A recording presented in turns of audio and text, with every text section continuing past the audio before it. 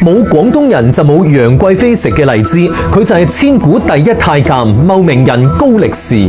話說1300年前喺茂名有個靚仔呢，叫做馮元一。嗱，佢係嶺南聖母冼夫人嘅第6代孫，佢老豆馮君衡係粵西最大嘅官啊。但係點知呢，佢老豆俾人誣告啊，話粵西有人要謀反。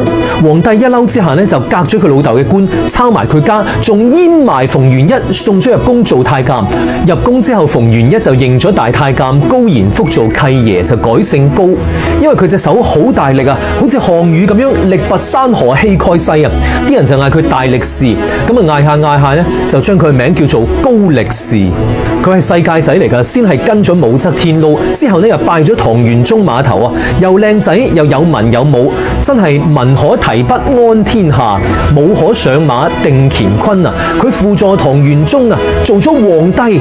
李隆基做咗皇帝之後呢，佢係睇啱咗自己嘅新抱楊玉環喎，但係家公點可以娶新抱啊？高力士就有橋啦，佢話咁啊，你先嗌楊玉環咧喺道觀嗰度出家做道士，咁咪了結咗塵緣咯。之後你再迎娶佢入宮，咁就順理成章啦。